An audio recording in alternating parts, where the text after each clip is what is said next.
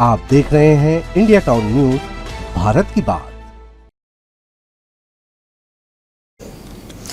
नमस्कार, मैं हूं आपके साथ आस्था। स्वागत है आपका हमारे खास बुलेटिन मध्य प्रदेश की खबरों में, जहां हम आपको मध्य प्रदेश की महत्वपूर्ण खबरों से रूबरू कराएंगे। तो चलिए बुलेटिन की शुरुआत करने से पहले नजर डालते हैं हेडलाइंस पर। जूनियर इंजीनियर घूस लेते अरेस्ट, लाइन शिफ्टिंग के लिए मांगा रिश्वत, घूस लेते पकड़ा गया इंजीनियर। स्मार्ट मीटर ने मचाई लूट, बिजली बिल 10 गुना बढ़ा, लोगों ने मीटरों में आग लगाने की दी वार्निंग। सीएम यादव बिगड़े एसपी पर, पटवारी को मिल गया मौका, जीतू ने एक्स पर पोस्ट कर कसा तंज। ड्रंक एंड ड्राइव पर एक्शन, ब्रेथ टेस्ट में दर्जनों चालक फेल, पुलिस की कार्रवाई में भरना पड़ा भारी जुर्माना। कुनो चीता प्रोजेक्ट के 3 साल रिट्रीट फेस्टिवल का होगा आयोजन, पर्यटकों को लुभाने का पहल। सनावद के गरीब किसान परिवार का बेटा शुभम मुछाला एमपीपीएससी की परीक्षा में चौथी रैंक लाकर डिप्टी कलेक्टर पद के लिए चयनित हुआ है। 5 बार की नाकामी के बाद भी शुभम ने हिम्मत नहीं हारी और 6वीं कोशिश में कामयाबी हासिल कर ली है। सन 2015 में Reva Gurjar Higher Secondary School Sanawad में प्रवीण्य सूची में स्थान बनाकर इंदौर में स्नातक के बाद एमपीपीएससी की तैयारी कर परीक्षा दी। 5 बार परीक्षा में असफल रहे शुभम ने अपना लक्ष्य प्राप्त करने के लिए 6ठी बार 2024 में फिर एमपीपीएससी का एग्जाम दिया। इसका रिजल्ट 12 सितंबर की रात 9 बजे आया, जिसमें उन्हें चौथी रैंक मिली है और डिप्टी कलेक्टर का पद मिला। शुभम ने बताया कि घर की माली हालत बड़ी दयनीय है। पिताजी की 5 एकड़ भूमि है, जिससे परिवार का लालन पालन होता है। मैं मात्र 3000 में पूरे महीने का खर्च चलाता था। पढ़ाई के खर्च हेतु दूसरे कार्य भी शिक्षा संबंधी कर लिया करता था। एक रूम को 4 दोस्तों में शेयर करते थे। मैंने अपना लक्ष्य नहीं छोड़ा और आज डिप्टी कलेक्टर का पद हासिल किया है। शुभम मुछाला को समाज के स्वर्गीय ताराचंद पटेल की पुत्री आरती पाटिल ने शाल श्रीफल भेंट कर सम्मानित किया। ताराचंद का सपना था कि क्षेत्र से जो भी डिप्टी कलेक्टर बनकर आए उसे मेरा सम्मान पत्र देना।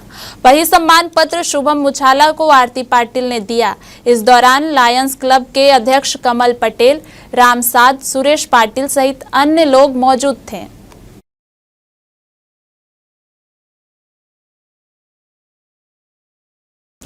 मध्य प्रदेश के खंडवा जिले में एक दर्दनाक घटना ने पूरे क्षेत्र को शोक में डुबा दिया है। नर्मदा नगर थाना क्षेत्र के बोरिया गांव में माता पिता के इकलौते बेटे 6 वर्षीय सत्यम खटिया पर बैठकर अपनी मां से बातचीत कर रहा था। अचानक जहरीले कोबरा ने उसके पैर में डस लिया। घटना के बाद जब मां ने चीख पुकार मचाई, तब लोग बच्चे को छोड़कर सांप के पीछे पीछे वीडियो बनाने के लिए दौड़ने लगे। बच्चे को समय पर इलाज नहीं मिल सका और बच्चे ने दम तोड़ दिया। बच्चे को अस्पताल ले जाने की बजाय सांप जहां जहां जा रहा था, लोग कैमरा लेकर उसके पीछे पीछे जा रहे थे। इधर घटना के बाद बच्चे को बाइक पर बिठाकर 5 किलोमीटर दूर अस्पताल ले गए, जहां डॉक्टरों ने उसे मृत घोषित कर दिया।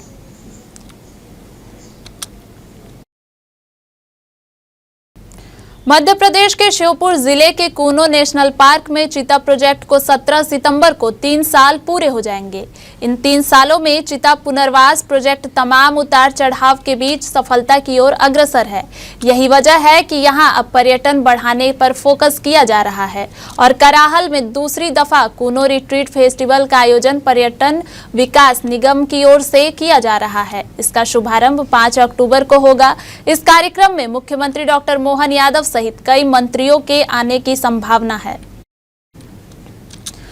रिट्रीट फेस्टिवल की तैयारियां स्थानीय स्तर पर और भोपाल स्तर पर चल रही हैं। उम्मीद जताई जा रही है कि रिट्रीट फेस्टिवल आयोजन के बाद यहां घूमने के लिए करीब 10,000 पर्यटक आएंगे। अभी 16 चीते कूनो नेशनल पार्क के खुले जंगल में घूम रहे हैं, जबकि 10 चीते बाड़े में हैं। यहाँ आने वाले पर्यटकों को कूनो सफारी के दौरान चीते को देखने को मिलेगा। इससे यहाँ के लोगों को और रोजगार भी मिलेगा। पर्यटक ज्यादा से ज्यादा यहाँ रुकें, इसके लिए रिट्रीट फेस्टिवल के दौरान कई रोमांच पैदा करने वाले कार्यक्रमों का शेड्यूल भी तय किया गया है। बता दें कि कूनो नेशनल पार्क पर्यटकों के लिए 1 अक्टूबर से खुल जाएगा, लेकिन उत्सव 5 अक्टूबर से शुरू होगा। पार्क के पास 50 लग्जरी टेंट, कूनो की घास भूमि और जंगल में सफारी और रात के समय trekking, paramotoring, hot air balloon, boat safari, star gazing, yoga और वेलनेस, स्थानीय लोक संगीत, नृत्य और हस्तशिल्प का प्रदर्शनी, गांवों की परंपरा और खान पान की सुविधा जैसी सारी व्यवस्थाएं की जा रही हैं। यह राष्ट्रीय उद्यान मध्य प्रदेश के श्योपुर और मुरैना जिलों तक फैला हुआ है। यहाँ प्रायः सभी प्रकार के वन्य प्राणी और पक्षी मौजूद हैं। दर्शकों के स्नेह और भरोसे ने इंडिया टाउन न्यूज को बड़ी ताकत दी है। इसी ताकत का असर है कि हजारों मरीजों को अब बड़ी राहत मिल गई है। एक जिला चिकित्सालय बार बार बिजली गुल होने की समस्या से जूझ रहा था। कई दफे तो 6 से 8 घंटे तक बिजली गुल रहती थी। हालात यहां तक पहुंच गए थे कि बिजली न रहने से जरूरी ऑपरेशन टालने पड़ जाते थे। लैब जांच अटकी रह जाती थी। मरीजों का दम घुटने लगता था। सोचिए, ऐसे हालात में पीड़ित और मरीज, उनके परिजनों पर क्या बीतती रही होगी। मगर अब मरीजों और डॉक्टरों को इस संकट का सामना नहीं करना पड़ेगा, क्योंकि आपके पसंदीदा चैनल इंडिया टाउन न्यूज ने सोते प्रशासन को जगा दिया है। और जब सिस्टम जाग जाए तो सारी व्यवस्थाएं तुरंत दुरुस्त भी हो जाती हैं। चलिए आपको बताते हैं कि मामला कहां का है।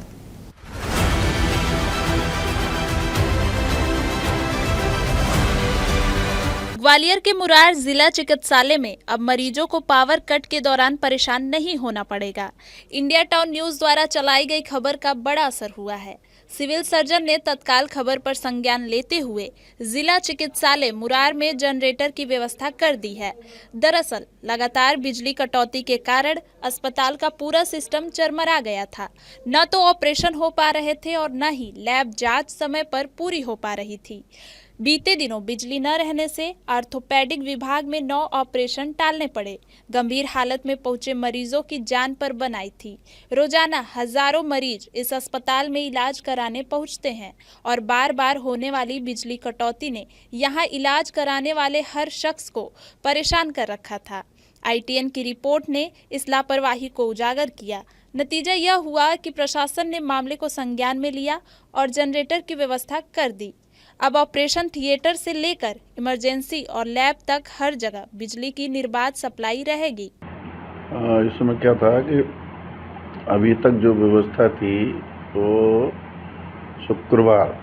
लास्ट शुक्रवार जो करीब 7 दिन हो गए, तब हमारे यहाँ क्या है कि बहुत बड़ा एक जनरेटर है 500 kV का, और लाइट जाने पर वो बराबर सबको सप्लाई उससे होती है, और वो 2 साल से चल रहा था। परंतु उस दिन बादल एक जो आकाशीय बिजली गिरी, उसने हमारे यहाँ काफ़ी नुकसान किया। तो उसमें वो जनरेटर के आसपास ही गिरी है, तो उससे बैक करंट से पूरा जनरेटर फूक गया, और बाकी जो है कुछ कैमरेज 10-12 और कंप्यूटर्स काफ़ी नुकसान हो गया। सर, इसमें कोई मशीनों का नुकसान बताया जा रहा है कि हमारी मैग्नेट वगैरह जो होती है आकाशीय बिजली पकड़ती है, इसमें कोई मशीनों का नुकसान हुआ क्या? नहीं, ऐसा तो नहीं हुआ। मशीनों का इन्हीं का हुआ, जनरेटर और ये कैमरेज और अपने कंप्यूटर्स। तो अब इतनी जल्दी एकदम रात में ये हुआ, और सुबह ही जो है पूरे फिर लाइट भी चली गई, जबकि मेन लाइट हाइपरटेंशन वाली लाइन है यहाँ, तो वो भी व्यवस्था भंग हो गई। तो लगातार दोनों व्यवस्थाएं भंग हुई। तो फिर हमने क्या किया कि अभी 2 जनरेटर किराए पे लिए, और जो हमारे पास पुराने जनरेटर रखे थे तो उनको भी 2 दिन में अभी ठीक करके और लगवाने की कोशिश कर रहे हैं। सर, भविष्य में ऐसी कोई परेशानी ना आए मरीजों के साथ, चाहे मशीनों की बात करें कि चाहे टेंडर की बात करें, तो उसके लिए क्या इंतजाम किए जा रहे हैं? कहीं मुख्यमंत्री को लेटर लिखा जा रहा है? हाँ, नहीं, मैंने राज्य शासन को, हमारे हॉस्पिटल एडमिनिस्ट्रेशन को लिखा है, कि एक और इतना बड़ा जनरेटर, हालांकि ये बहुत ही माने हास्यास्पद भी लगता है कि कितने जनरेटर लगाओगे आगे पीछे, है ना। मतलब एक तो हाइपरटेंशन लाइन, और लाइन के वो भी चली जाए, ऐसा कहते हैं कि साहब जो HT लाइन होती है वो जाती नहीं है, वो भी जाए, फिर उसके बाद एक बड़ा जनरेटर भी फूक जाए। तो लेकिन फिर भी मैंने एक लेटर लिखा कि सर एक और जनरेटर रखा जाए स्टैंड बाई पे, क्योंकि ये बात सही है कि जहाँ पब्लिक का काम होता है जनहित का, तो वो सफ़र नहीं होना चाहिए। और अब उस दिन से फिर कुछ भी नहीं हो रहा, बढ़िया सब चल रहा है। तो ये है इंडिया टाउन न्यूज की ताकत। जब जनता की परेशानी हम तक पहुंचती है और हम उसे आवाज देते हैं तो सिस्टम को झुकना ही पड़ता है। ग्वालियर के मुरार जिला चिकित्सालय के मरीजों को अब पावर कट से मुक्ति मिल चुकी है और हम आपको भरोसा दिलाते हैं कि जहां भी जनता की आवाज दबाने की कोशिश होगी, इंडिया टाउन न्यूज वहां तक पहुंचेगा और सच्चाई को सामने लाकर रहेगा। जिला एवं सत्र न्यायालय खंडवा तथा तहसील सिविल न्यायालय हरसूद एवं पुनासा में नेशनल लोक अदालत का आयोजन किया गया। जिला न्यायालय खंडवा में प्रधान जिला एवं सत्र न्यायाधीश और अध्यक्ष जिला विधिक सेवा प्राधिकरण ममता जैन ने दीप प्रज्वलित कर लोक अदालत का शुभारंभ किया। जिला विधिक सेवा प्राधिकरण खंडवा के सचिव पीयूष भावे ने बताया कि नेशनल लोक अदालत में 18 खंड पीठों का गठन किया गया था, जिनके द्वारा न्यायालयों में लंबित कुल 518 राजीनामा योग्य प्रकरणों का निराकरण कर 10,16,96,928 रुपए के अवार्ड पारित किए गए।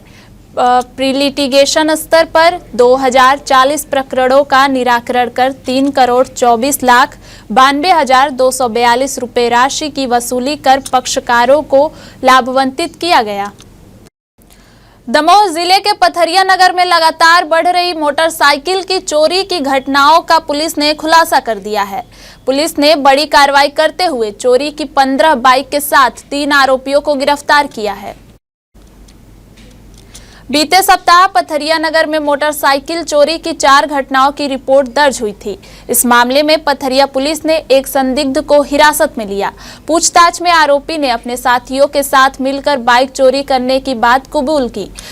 उसके बताए अनुसार पुलिस ने अन्य आरोपियों को भी पकड़ लिया। दमोह के पुलिस अधीक्षक श्रुतकीर्ति सोमवंशी एवं SDOP पथरिया के मार्गदर्शन में थाना प्रभारी अमित मिश्रा के नेतृत्व में गठित टीम ने आरोपी से कुल 15 चोरी की मोटरसाइकिल बरामद की है। आरोपियों के खिलाफ मामला दर्ज कर उन्हें न्यायालय में पेश किया गया है। पूछताछ में चोरों ने खुलासा किया है कि उन्होंने सिर्फ हीरो होंडा कंपनी की मोटरसाइकिलें चोरी की हैं। कारण यह बताया कि यह गाड़ियां मजबूत होती हैं और किसी भी किस्म की चाबी से आसानी से स्टार्ट हो जाती हैं। थाना पथरिया अंतर्गत कुछ चोरी की घटनाएं हुई थी विगत 1-2 सप्ताह के अंदर।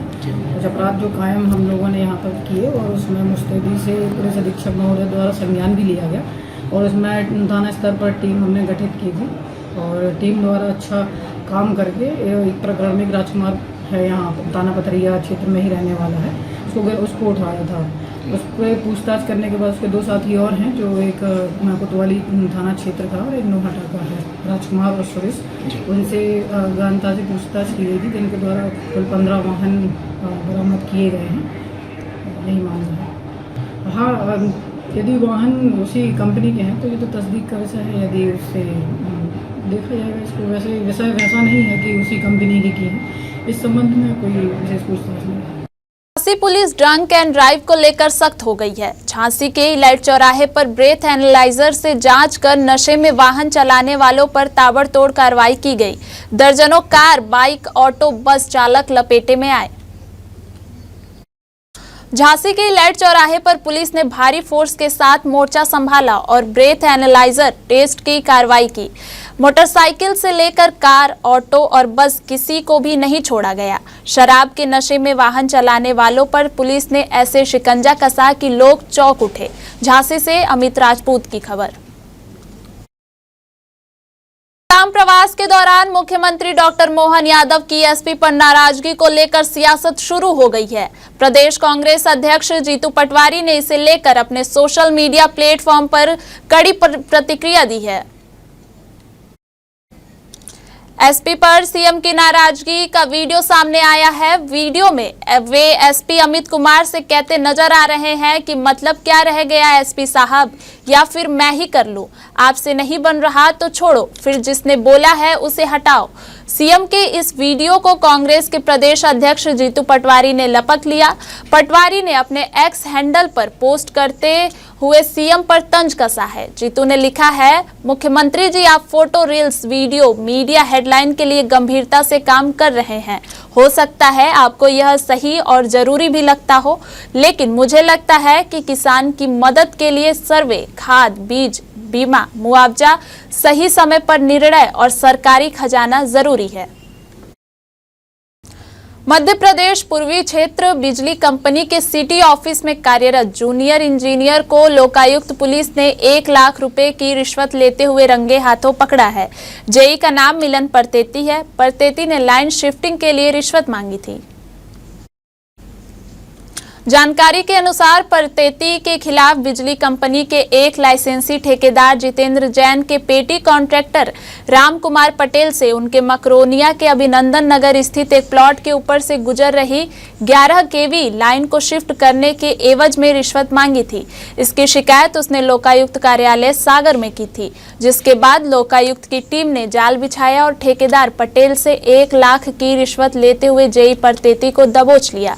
जानकारी के अनुसार परतेती लाइन शिफ्टिंग के काम के अप्रूवल को काफी समय से टाल रहा था। उसने इस काम के एवज में 1.5 लाख रुपए की डिमांड की थी, जिसमें से 1 लाख अप्रूवल के समय और बाकी 50,000 रुपए काम पूरा होने के बाद देना था।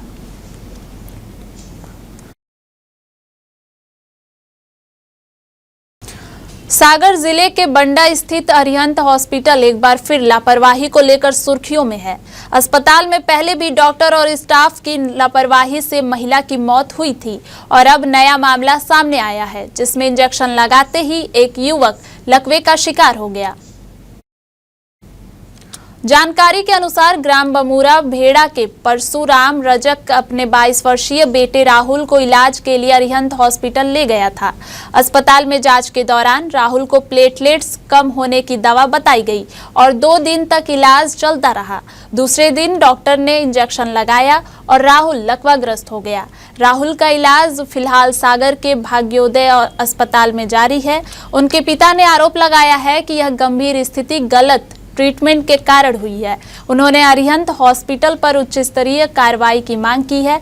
कुछ दिन पहले भी अरिहंत हॉस्पिटल में 60 वर्षीय महिला की मौत हो गई थी, जिसके बाद सीएमएचओ ममता तिमोरी और बंडा प्रभारी बीएमओ प्रदीप सरवरिया ने अस्पताल पर कार्रवाई की थी और बंडा थाने में मुकदमा दर्ज हुआ था। की समाज सेवी संस्था मानव समिति द्वारा आयोजित दिव्यांग हड्डी रोग निदान शल्य चिकित्सा शिविर में 12 मरीजों का ऑपरेशन किया गया। मरीजों के हाथ पैरों की विकृतियां दूर करने के लिए ये ऑपरेशन किए गए। पुणे महाराष्ट्र के doctor Sancheti institute of orthology hospital के डॉक्टरों की टीम ने 13 सितंबर को रेवा गुर्जर छात्रावास में हड्डी रोग से पीड़ित 180 मरीजों का परीक्षण किया था, जिनमें 12 मरीजों के ऑपरेशन आज अग्रवाल हॉस्पिटल की 2 ऑपरेशन थिएटर में 8 डॉक्टरों की टीम ने किया। पुणे के डॉक्टरों को अग्रवाल हॉस्पिटल के डॉक्टर राहुल अग्रवाल भी अपने स्टाफ के साथ ऑपरेशन में सहयोग कर रहे थे। मानव समिति के संस्थापक डॉक्टर गजानंद वर्मा, मानव समिति अध्यक्ष संदीप चौधरी, मनीष वर्मा अपने साथियों के साथ बाहर की व्यवस्था में लगे रहे। 5 घंटे में 12 ऑपरेशन डॉक्टरों की टीम ने सफलतापूर्वक किए। संचेती हॉस्पिटल में 2014 से बच्चों के हड्डियों और जोड़ों का स्पेशलिस्ट। सर, आज जो ऑपरेशन हुए हैं कितने हुए हैं, किस तरीके के थे और कितने टिपिकल रहे वो? तो आज हमने जो कल की जो ओपीडी हुई उसमें 180 पेशेंट देखे थे। उसमें से करीब 12 पेशेंट को हमने चुना था जिनको सर्जरी की ज़रूरत थी। तो इसमें जो भी थे बच्चे, युवाओं और बड़ों का भी सर्जरी हुआ, जिसमें किसी को सूजन थी, किसी को गठान थी, किसी के पैर का विकृति था, जो हमने सीधा किया है। क्या स्पेशल जो सेरेब्रल पाल्सी के बच्चे हैं वो करीब 6 बच्चे थे जिनका पैर का टेढ़ापन था, मसल का कड़कपन था, वो हमने लूज करके उनको प्लास्टर करके सीधा किया। तो सबसे ज़्यादा टिपिकल कौन सा केस रहा आज? टिपिकल केसेस में सेरेब्रल पाल्सी जो एक दिमाग की बीमारी है, हाँ। जिसमें पैर टेढ़े होते हैं और मसल कड़क होते हैं, उसके केसेस ज़्यादा होते हैं। ये 12 ऑपरेशन कितने टाइम में हो गए हैं? हमने ऑपरेशन चालू किए 9:30 बजे से, सुबह 9:30 बजे, और अभी एक या 1:30 बजे तक हमने पूरे केसेस खत्म किए। सर कितने लोगों की टीम रही है आपकी? टोटल 8 लोगों की टीम थी सिटी हॉस्पिटल से। उसमें 6 ऑर्थोपेडिक सर्जन्स हैं और 2 फिजियोथेरेपिस्ट की टीम। मैं आप इसको उनकी छुट्टी दे देंगे? छुट्टी 2 दिन में सबको दी जाएगी। 2 दिन में उनका प्लास्टर को ऑब्जर्व करेंगे, एंटीबायोटिक्स देंगे और फिर 2 दिन के बाद डिस्चार्ज करेंगे। अच्छा, उसके बाद में इनको कोई कैलिपर से भी दिए जाएंगे? कैलिपर से 1-1.5 महीने के बाद हम सबका प्लास्टर निकालेंगे और उसके बाद जिनको ज़रूरत है उनको कैलिपर्स दिए जाएंगे। सर सीहोर में स्मार्ट मीटर एवं बढ़े हुए बिजली के बिल को लेकर लोग परेशान हैं। बिजली बिल 10 गुना ज्यादा आ रहा है। एक माह में 2 बिजली बिल भेजे जा रहे हैं। उपभोक्ताओं ने समस्या को लेकर सीहोर कलेक्टर को ज्ञापन सौंपा है। लोगों का आरोप है कि स्मार्ट मीटर लगने के बाद एक महीने में 2 बिल आ रहे हैं। स्मार्ट मीटर लगने के पहले बिजली के बिल 200 से 300 रुपए आते थे, परंतु अब 2000 से 3000 रुपए बिजली का बिल आता है। लोगों ने चेतावनी दी है कि समस्या का जल्द हल नहीं हुआ तो स्मार्ट मीटर को आग लगा देंगे। वहीं डिप्टी कलेक्टर स्वाति मिश्रा ने कहा है कि जल्द ही समस्या की जाँच कर हल किया जाएगा। दुर्गा कॉलोनी हम सभी लोग 12 नंबर और 14 नंबर वार्ड के निवासी हैं। आज हम कलेक्ट्रेट में बिजली विभाग के जो स्मार्ट मीटर है उनके विरोध में हम यहाँ पे आज खड़े हुए हैं सभी लोग। स्मार्ट मीटर किस प्रकार का स्मार्ट मीटर, आने वाले कुछ समय जब हम 2 से 3 महीने पहले ये लोग हम जब इकट्ठे हुए 200-300 रुपये बिल अधिकतम था, 400 रुपये 500 रुपये तक भी हम भरने की क्षमता रखते हैं। लेकिन आज मीटर 3-3 हज़ार रुपये बिल दे रहा है हमें। गरीब आदमी जिनकी कभी मजदूरी लगी नहीं लगी, मजदूर व्यक्ति 3-3 हज़ार रुपये बिल देगा। ऊपर से बिजली विभाग ने सारे मीटर मोहल्ले से निकाले, सारे मीटरों को प्रकरण, मतलब पहले से जो बिल भर रहा है उन पे भी प्रकरण। ये कौन सा है? इसके घर में एक बल्ब जल रहा है, कबीलू का घर है, उसका वो कबीलू भी फूटे हुए हैं, उस घर पे प्रकरण बना 15-15 हज़ार रुपये। 150% का है कैसे, मतलब 15-15 हज़ार रुपये का आप हमें अगर जुर्माना देंगे और 6-6 हज़ार रुपये बिल देंगे, कैसे भरेंगे गरीब आदमी? बहुत परेशान, एक महीने में 3-3, 6-6 हज़ार का बिल आ रहा है, 15-15 हज़ार हमारे ऊपर वो जुर्माना आ रहा है। कहाँ से भरेंगे हम गरीब लोग जो कि झोपड़ियों में रहते हैं? कहाँ से है, कौन से वार्ड से? दुर्गा कॉलोनी 12 नंबर वार्ड से। स्मार्ट मीटर कब लगे थे आपके? स्मार्ट मीटर सर अभी लगे 2-3 महीने से परेशान हो गए हम। 3 महीने हुए अभी लगे हुए। सबसे ज्यादा बिल आ गया? सबसे ज्यादा बिल आ गया। हर 15 दिन में बिल दे रहे सर, कहाँ से भरेंगे गरीब आदमी, मजदूर आदमी हम। तो अधिकतम बिल कितना आ चुका है अभी तक? अभी तक हमारे कम से कम 15-15 हज़ार हो गए एक महीने में। कहाँ से चुकाएंगे? मैम स्मार्ट मीटर को लेकर के ज्ञापन दिया गया है, महीने में 2 बार बिल आ रहा है। एक ज्ञापन आज ग्राम वासियों के माध्यम से प्राप्त हुआ है जो कलेक्टर महोदय को संबोधित है। उसमें स्मार्ट मीटर की गड़बड़ियों के संबंध में ध्यान आकर्षित किया गया है। इसके संबंध में संबंधित विभाग के अधिकारियों से जांच करवाई जाए तो उचित निराकरण किया जाएगा। श्योपुर जिले में ड्रग्स का जाल तेजी से फैलता जा रहा है और युवाओं का भविष्य बर्बाद कर रहा है। नशे की इस लत से न केवल कई घर उजड़ गए बल्कि अपराध भी तेजी से बढ़ रहे हैं। अब इसके खिलाफ जिले में बड़ा आंदोलन खड़ा होने जा रहा है। पूर्व विधायक दुर्गालाल विजय ने आरोप लगाया है कि ड्रग्स माफियाओं ने मोटा पैसा कमाने के चक्कर में युवाओं की पीढ़ी को बर्बाद कर दिया है। कई परिवार तबाह हो चुके हैं और कई लोग मौत का शिकार बन चुके हैं। दुर्गालाल विजय ने कहा कि अगर समय रहते कार्रवाई नहीं की गई तो इसके भयावह अंजाम सामने आएंगे। वहीं भाजपा प्रदेश अध्यक्ष ब्रजराज सिंह चौहान ने जानकारी दी कि 17 तारीख को आंदोलन कर पुलिस अधीक्षक को ज्ञापन सौंपा जाएगा। इस आंदोलन को कांग्रेस जिला अध्यक्ष ने भी समर्थन दिया है। उनका कहना है कि नशा नाश की जड़ है और इससे समाज को मिलकर लड़ना होगा। पूर्व विधायक दुर्गालाल विजय ने अपील की है कि हजारों की संख्या में लोग इस आंदोलन में शामिल होकर समाज को नशे के खिलाफ मजबूत संदेश दें। ग्वालियर में अनाड़ी और नशेड़ी वाहन चालक आम लोगों के साथ साथ अब पुलिस के लिए भी आफत साबित होते जा रहे हैं। 16 साल के नाबालिग बहोड़ापुर तिराहे पर कार दौड़ाकर कोहराम मचा दिया। उसने एक पुलिसकर्मी पर कार चढ़ा दी और काफी दूर तक पुलिसकर्मी को घसीटते ले गया। यह नाबालिग लक्ष्मीपुरम बहोड़ापुर निवासी रिटायर्ड पुलिसकर्मी का नाती है। दरअसल ग्वालियर में शनिवार रात एक 16 साल का नाबालिग युवक अपने दोस्त के साथ कार लेकर निकला था। उस दौरान बहोड़ापुर थाना पुलिस चौराहे पर चेकिंग कर रही थी। पॉइंट पर मौजूद हेड कांस्टेबल रामनिवास गुर्जर ने नाबालिग की कार रोकने की कोशिश की तो उसने गाड़ी की ब्रेक लगाने की बजाय रफ्तार बढ़ाकर स्टीयरिंग रामनिवास गुर्जर की तरफ घुमा दी। रामनिवास उछलकर कार की बोनट पर जा गिरे और कार चालक उन्हें बोनट पर लटकाकर करीब 25 मीटर तक कार दौड़ाते ले गया।